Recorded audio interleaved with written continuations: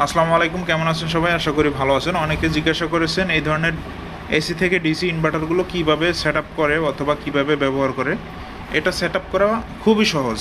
just battery থেকে এখানে connection গেছে, লাল ক্লিপে লালটা, কালো ক্লিপে কালোটা, আর এখান থেকে আউটপুট, অর্থাৎ আপনি বাসা বাড়িতে যে বিদ্যুৎ ব্যবহার করবেন এখান থেকে নিয়ে দুইটা তারের মাধ্যমে এই যে ফ্যান চলতেছে, লাইট চলতেছে,